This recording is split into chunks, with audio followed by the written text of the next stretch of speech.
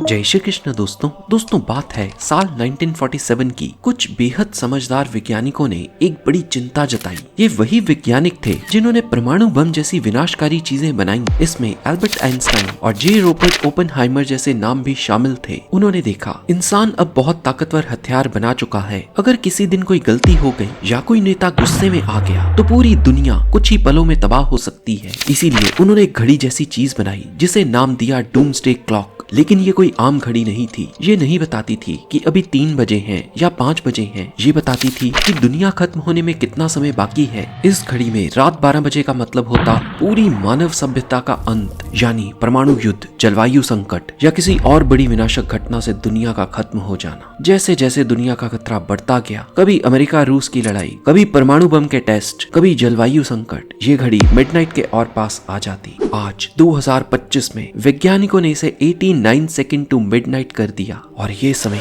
अब तक का सबसे खतरनाक समय है। इसका मतलब है दुनिया पहले से कहीं ज्यादा खतरे में है। युद्ध, जलवायु बदलाव और अब एआई जैसी तकनीक भी खतरा बन रही है। तो ये डूम्सडे क्लॉक एक चेतावनी वाली घड़ी है जो कहती है 2025 में समय बहुत कम है, अब संभलो नहीं तो बहुत देर हो जाएगी। तो क्या इसका मतलब है 2025 के अंत तक दुनिया तीसरे विश्व युद्ध से तबाह हो जाएगी? वैसे तो आज हर हिंदुस्तानी खुश है कि हमने पाकिस्तान का पानी रोक दिया, पर जरा सोचो इसका अंत क्या होगा, क्योंकि पाकिस्तान की करीब 80% खेती भारत से बहकर आने वाली सिंधु नदी प्रणाली पर निर्भर है। अगर पानी नहीं मिला तो पाकिस्तान का 80% गेहूं, धान और कपास जैसी मुख्य फसलें बर्बाद हो जाएंगी। भूखमरी फैल जाएगी। पाकिस्तान में सबसे बड़ा उद्योग कपड़े का है। पानी न मिलने से ये उद्योग भी खत्म हो जाएगा, क्योंकि डाइंग, वॉशिंग, प्रोसेसिंग जैसे चरणों में भारी मात्रा में पानी की जरूरत होती है। पानी की कमी से जनता में गुस्सा भड़केगा और सरकार के खिलाफ विद्रोह या आंदोलन होगा। और अगर पाकिस्तान के पास कोई चारा ना बचा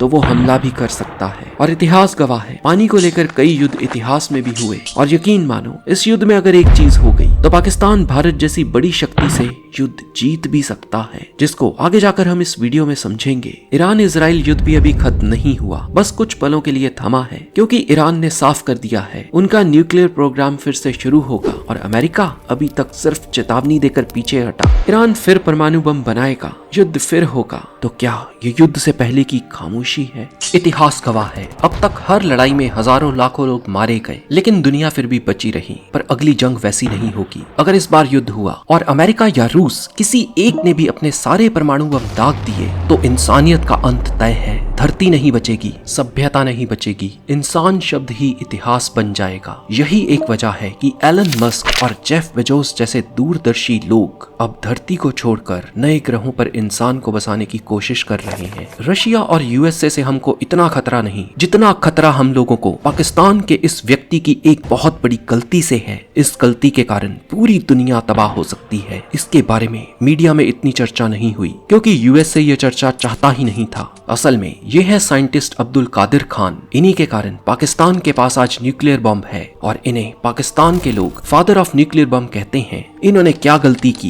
कैसे वो गलती पकड़ी गई और क्यों इन्हें गलती के कारण पाकिस्तान टीवी पर आकर माफी मांगनी पड़ी, आइए विस्तार से जानते हैं। साल 2002 ईरान के कुछ विरोधी जो ईरान छोड़ चुके थे एक दिन अचानक दुनिया के सामने आए एक खतरनाक राज लेकर। उन्होंने बताया कि ईरान चोरी छिपे एटम बम बनाने की तैयारी कर रहा है, वो भी 2 गुप्त ठिकानों पर, नंताज और अराक। ये बात सामने आते ही सनसनी फैल गई। गूगल अर्थ से इन दोनों जगहों की सैटेलाइट तस्वीरें भी सामने आ गईं, जिससे शक यकीन में बदलने लगा। अब मैदान में उतरी दुनिया की सबसे बड़ी न्यूक्लियर जांच एजेंसी IAEA। उन्होंने ईरान से कहा हमें वहां जाकर जांच करने दो। ईरान ने पहले बात घुमा दी, कभी चुप्पी साधी तो कभी बहाना बनाया, लेकिन आखिरकार जून 2003 में बढ़ते अंतर्राष्ट्रीय दबाव के आगे झुकते हुए ईरान को मानना ही पड़ा। टीम जब नंताज पहुंची तो उन्हें वहां 100 मशीनें, जिन्हें सेंट्रीफ्यूज कहते हैं, दिखी। ये मशीनें यूरेनियम धातु को एटम बम बनाने लायक बना रही थीं और 1000 और मशीनें तैयार की जा रही थी। ये देखकर जांच टीम चौंक गई।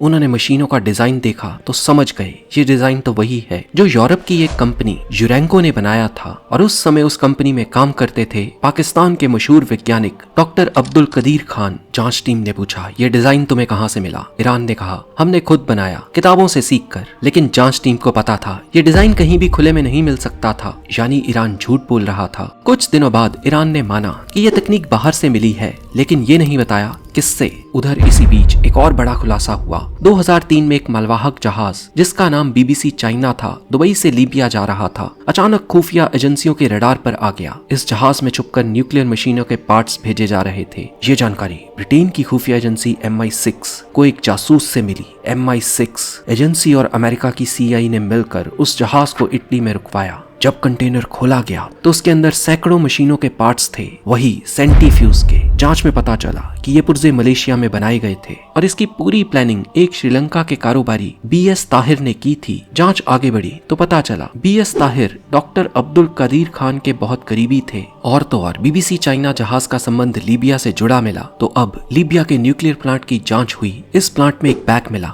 इस बैग में न्यूक्लियर बम से रिलेटेड कई कागज थे। इस बैग पर पाकिस्तान के इस्लामाबाद के एक दर्जी की दुकान का नाम लिखा था। जब जांच की तो सामने आया ये वही दर्जी था जो डॉक्टर खान के कपड़े सिलता था। उस बैग में बम बनाने के डिजाइन भी थे। अब अमेरिका और बाकी देशों को पूरा यकीन हो गया कि डॉक्टर खान ने न्यूक्लियर बम के डिजाइन को ही कईयों को चोरी छिपे बेच दिया है। CIA और ISI को ऐसे कई कागज भी मिले जिसमें डॉक्टर खान के सिग्नेचर थे। उन्होंने ईरान को चिट्ठी में लिखा था, अगर जांच हो तो मेरा नाम मत लेना, किसी मर चुके आदमी का नाम ले लेना। अब अमेरिका ने पाकिस्तान पर दबाव डाला और कहा, हमें डॉक्टर खान को सौंपो। लेकिन पाकिस्तान की सरकार के लिए ये बहुत मुश्किल फैसला था, क्योंकि डॉक्टर खान को देश का हीरो माना जाता था। हर पाकिस्तानी को उन पर गर्व था। तो मुशर्रफ ने सोचा, डॉक्टर खान को अमेरिका को तो नहीं देंगे, परंतु कुछ तो करना पड़ेगा, वरना दुनिया हमें बुरा कहेगी। उन्होंने एक प्लान बनाया। सबसे पहले डॉक्टर खान से 12 पेज का एक कागज साइन करवाया, जिसमें उन्होंने माना कि उन्होंने Iran, Libya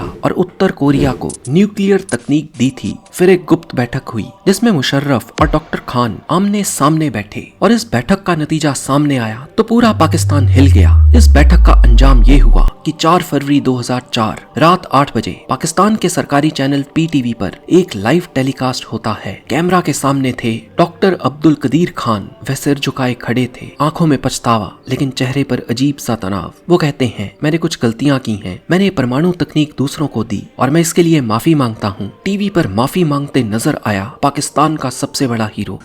The investigation has established that many of the reported activities did occur and that these were inevitably initiated at my behest.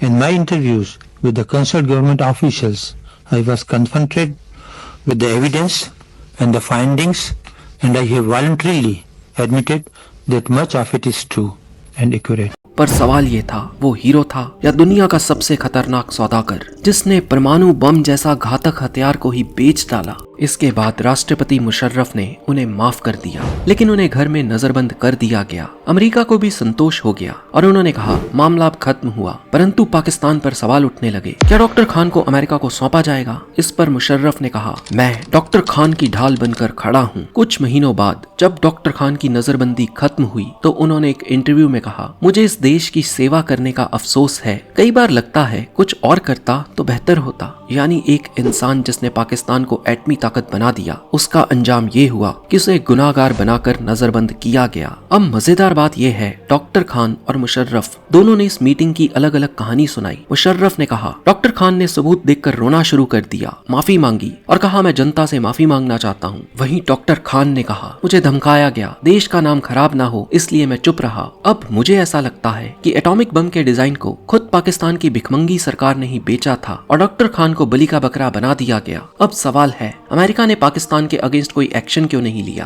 कोई और देश होता तो अमेरिका उसे छोड़ता नहीं। तो इसका जवाब है, 2001 में ट्विन टावर हमले के बाद अमेरिका ने अफगानिस्तान में आतंकवाद के खिलाफ युद्ध शुरू किया। इस युद्ध में अमेरिका को पाकिस्तान की जमीन और एयरबेस चाहिए था। ऐसे समय में पाकिस्तान पर ज्यादा दबाव बनाना अमेरिका के खुद के मकसद के खिलाफ होता। इसलिए अमेरिका ने भी इस बात को यही दबा दिया। पर अमेरिका और IAEA जैसी संस्थाएं खुद कई बार चिंता जाहिर कर चुकी हैं कि अगर कहीं से परमाणु तकनीक या यूरेनियम चुरा लिया गया तो सबसे बड़ा खतरा यही है कि वो आतंकवादियों के पास पहुंच सकता है। आज भी डर इसी बात का है कि पाकिस्तान से लीक हुआ परमाणु बम का फॉर्मूला कहीं किसी आतंकवादी संगठन के हाथ तो नहीं लग गया, क्योंकि ये भी सामने आया कि डॉक्टर खान काफी समय से परमाणु तकनीक बेच रहे थे। उन्होंने ये काम चोरी छिपे और लंबे समय तक किया। ये काम एक ऐसे नेटवर्क के जरिए हुआ जो बहुत गुप्त, निजी और इंटरनेशनल था, और ऐसे नेटवर्क में पैसे के बदले कुछ भी बिक सकता है, चाहे वो तकनीक हो या डॉक्यूमेंट। और ये तो सब जानते हैं। पाकिस्तान में लंबे समय तक कई आतंकी संगठनों को सीधे रूप से समर्थन मिलता रहा है। तो क्या इसका मतलब ये है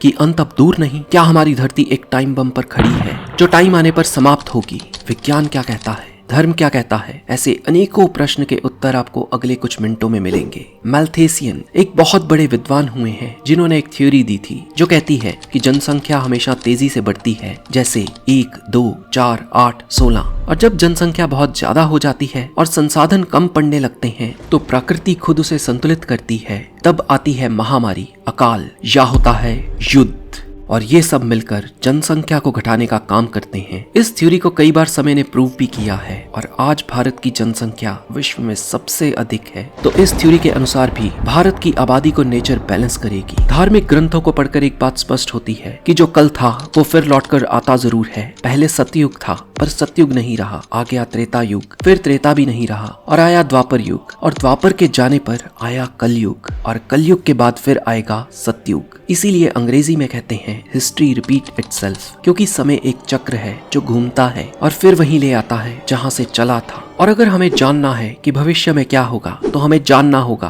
भूतकाल में क्या हुआ। हमें जानना होगा कैसे अमेरिका पहले कुछ नहीं था, सिर्फ एक नया देश था जो भारत की तरह खुद कभी ब्रिटेन का गुलाम रह चुका था, कैसे अचानक से सब देशों से आगे निकल गया। हमें जानना होगा अमेरिका ने कैसे हमेशा से गुंडागर्दी की, कैसे उसने दूसरे देशों को दबाने का प्रयास किया। हम सब ओसामा बिन लादेन को आतंकवादी मानते हैं, पर अमेरिका की किन गलतियों के कारण ओसामा जैसे आतंकवादी पैदा हुए और अमेरिका के कौन से अत्याचारों के कारण पूरा विश्व भयंकर संकट में आ सकता है, और कब होगा तीसरा वर्ल्ड वॉर। चलिए जानते हैं भूतकाल की कुछ घटनाओं से। पहले चलते हैं महाभारत के समय में। सोचो आज से 5000 साल पहले का जमाना, यानी वो काल जब महाभारत का युद्ध हुआ था। आर्कियोलॉजिकल एविडेंस बताते हैं कि तब दुनिया के कई हिस्सों में लोग जंगलों में घूम रहे थे, पत्थर के टूल से काम चल रहा था। पर हमारे यहाँ सिंधु घाटी में एक ऐसी सभ्यता थी जो आज के मॉडर्न सिटीज को भी शर्मिंदा कर दे। ये कोई छोटी मोटी बात नहीं थी, क्योंकि कुछ लोग कमेंट्स में अक्सर कहते हैं कि महाभारत का युद्ध होने का कोई प्रूफ नहीं, पर जो अब सुनने जा रहे हो उसकी पुष्टि पुरातत्व विभाग ने की है। 5000 साल पहले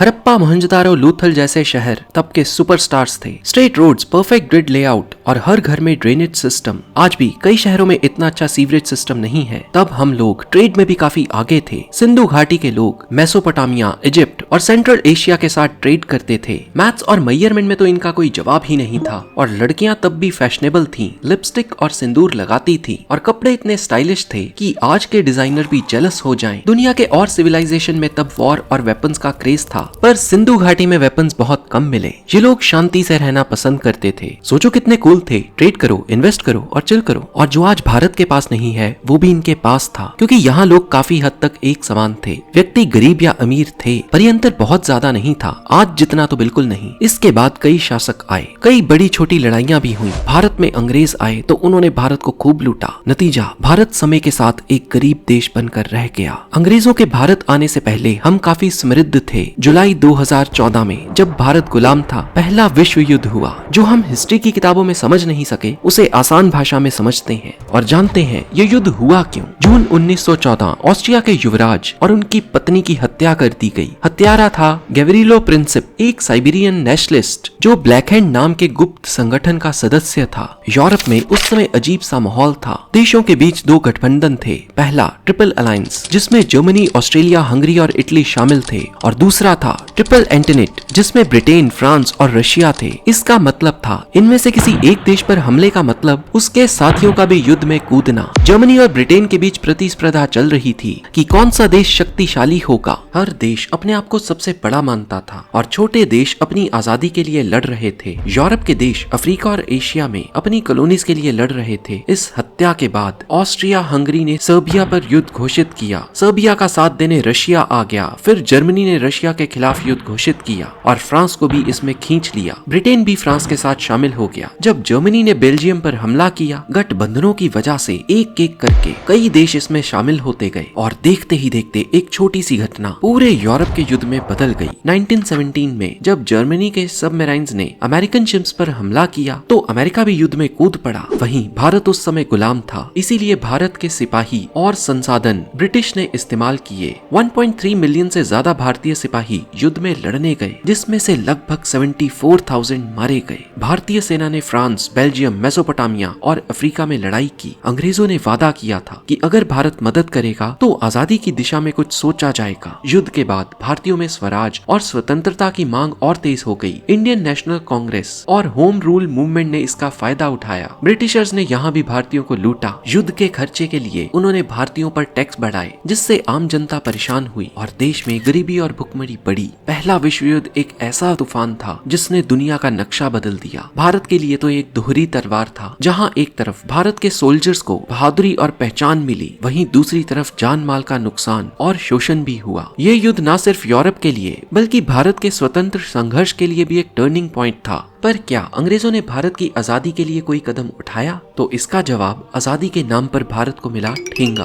1918 तक जर्मनी और उसके साथी देश युद्ध से बुरी तरह थक चुके थे। सैनिकों का मनोबल टूट चुका था। आम जनता भूख और आर्थिक संकट से जूझ रही थी और अमेरिका के युद्ध में शामिल होते ही पलड़ा मित्र देशों की ओर झुक गया। अंत में जर्मनी ने आत्मसमर्पण किया और 1919 में फ्रांस के वर्साय शहर में एक ऐतिहासिक संधि हुई, जिसे वर्साय संधि कहा जाता है। इस संधि में केवल जर्मनी को युद्ध के लिए दोषी ठहराया गया और उस पर 6.6 अरब पाउंड से भी ज्यादा का मुआवजा लाद दिया गया। उसकी सेना, हथियार और नौसेना पर भारी पाबंदी लगा दी गई और उसके कई इलाके, उपनिवेश और संसाधन छीन लिए गए। जर्मनी के लिए ये संधि एक राष्ट्रीय अपमान बन गई, जिसके कारण वहाँ की जनता में गहरा आक्रोश और हताशा भर गई। इसी समय हिटलर ने अपने आप को खुद को मसीहा बनाकर प्रस्तुत किया। उसने लोगों से कहा कि वर्साय संधि ने जर्मनी को अपमानित किया और अब समय आ गया है बदला लेने का। जनता को उसमें उम्मीद नजर आई और यहीं से वह सत्ता में आया। हिटलर ने वर्साय संधि की शर्तों का उल्लंघन करना शुरू कर दिया। उसने फिर से सेना खड़ी की, हथियार बनाए और सैन्य ताकत बढ़ाने लगा। संधि के अनुसार जर्मनी अपने ही क्षेत्र राइनलैंड में किसी भी तरह की सेना,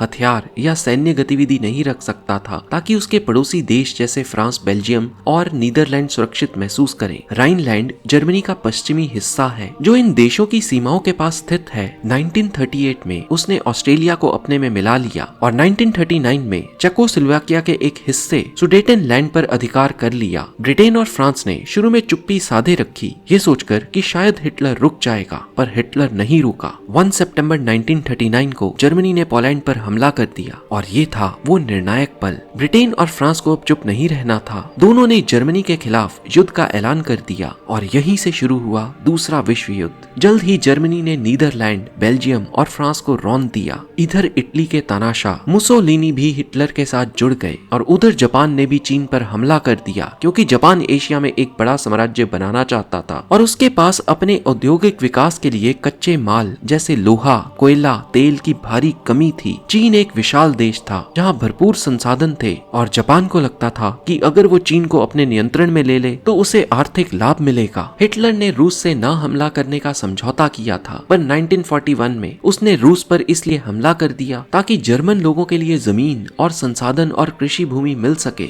ये हिटलर की सबसे बड़ी भूल थी। इसी बीच 7 सितंबर 1941 को जापान ने पर्ल हार्बर नौसैनिक अड्डे पर इसलिए हमला कर दिया क्योंकि जापान अमेरिका की बढ़ती ताकत को रोकने की कोशिश कर रहा था। अमेरिका ने जापान को तेल और लोहे जैसी जरूरी चीजें देना बंद कर दिया, जिससे जापान की सेना कमजोर पड़ रही थी। जापान चाहता था कि वह एशिया के एक हिस्से पर कब्जा कर ले, लेकिन उसे डर था कि अमेरिका बीच में आकर उसे रोक देगा। इसीलिए जापान ने सोचा कि अगर वह अचानक अमेरिका की नौसेना पर हमला कर दे तो अमेरिका डर जाएगा और युद्ध में नहीं आएगा। इसी सोच के साथ जापान ने पर्ल हार्बर पर हमला किया था, जहां अमेरिका के कई युद्ध वाले जहाज और विमान खड़े थे। लेकिन ये हमला उल्टा पड़ गया। अमेरिका डरने की बजाय गुस्से में आ गया और अगले ही दिन उसने युद्ध की घोषणा कर दी। यहीं से अमेरिका पूरी ताकत के साथ युद्ध में कूद पड़ा। अब युद्ध वैश्विक हो गया। यूरोप, अफ्रीका, एशिया, समुद्र और आसमान, हर हर जगह मौत का खेल चल रहा था। 1944 में अमेरिका और ब्रिटेन की सेना फ्रांस में उतर गई और वहां से जर्मनी पर हमला शुरू कर दिया। इसी के साथ जर्मनी के खिलाफ पश्चिमी मोर्चा खुल गया। दूसरी ओर रूस पहले से पूर्व दिशा से हमला कर रहा था। अब जर्मनी तीनों तरफ से घिर गया। अमेरिका की तकनीक, रूस की जनशक्ति और ब्रिटेन की रणनीति तीनों ने मिलकर उसे पीछे हटने पर मजबूर किया। जब जर्मनी की राजधानी पूरी तरह घिर गई तो हिटलर ने 30 अप्रैल 1945 को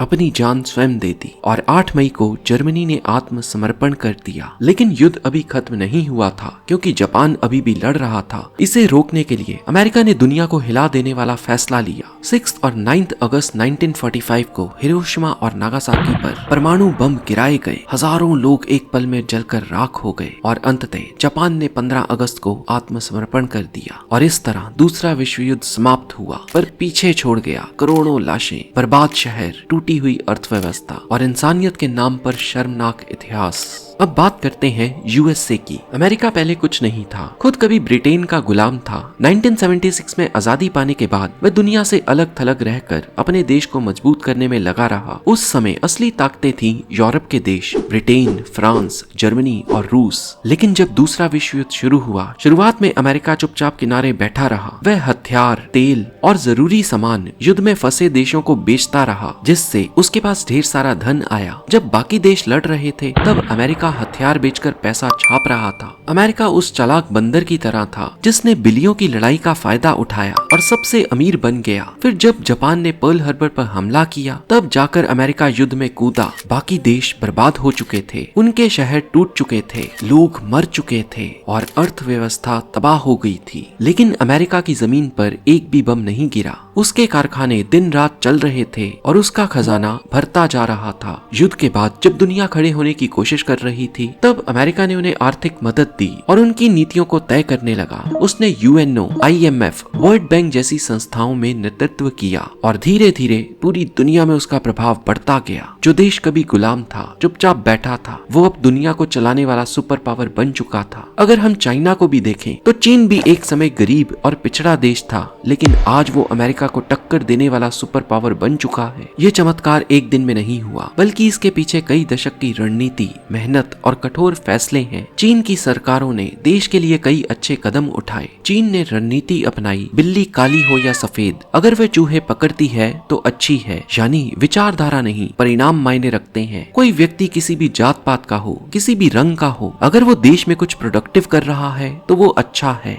दोस्तों, जहां से पहला विश्व युद्ध समाप्त हुआ यानी वर्साय संधि, वहीं से दूसरा विश्व युद्ध शुरू हुआ और जहां से दूसरा विश्व युद्ध समाप्त हुआ यानी जापान पर परमाणु बम गिराने से, वहीं से तीसरे विश्व युद्ध की संभावना सबसे अधिक है, ऐसा कई एक्सपर्ट्स मानते हैं। तीसरा विश्व युद्ध कैसे होगा, जानने के लिए एनालाइज करना होगा दो विश्व युद्ध को, और इस एनालाइज में हम गीता जी और महाभारत से सीख भी लेंगे। पहले दो विश्व युद्ध के मुख्य 6 कारण थे। पहला विश्व युद्ध हुआ विस्तारवाद के कारण। जर्मनी ने यूरोप में कब्जा फैलाना चाहा और जापान ने एशिया में। आज भी वही कहानी दोहराई जा रही है। आज चीन एशिया में विस्तार की कोशिश कर रहा है। महाभारत में भी यही हुआ था। दुर्योधन एक सुई की नोक जितनी जमीन भी पांडवों को देने के लिए नहीं माना। श्री कृष्ण गीता में कहते हैं, जब लालच और मोह से व्यक्ति अंधा हो जाता है तो वो खुद को और समाज को विनाश की ओर ले जाता है। युद्ध का दूसरा कारण था सुपर पावर बनने की होड़। युद्ध तभी होता है जब कोई देश दूसरे देश को पिछाड़कर खुद को सुपर पावर बनाना चाहता है। जैसे द्वितीय युद्ध के बाद अमेरिका ने पूरी दुनिया में अपनी सत्ता और प्रभाव फैला लिया और एकमात्र शक्ति बन गया। आज अगर तीसरा विश्व युद्ध होता है तो संभव है कि चीन या कोई अन्य देश इस युद्ध का लाभ उठाकर खुद को एक नई वैश्विक महाशक्ति के रूप में स्थापित कर ले,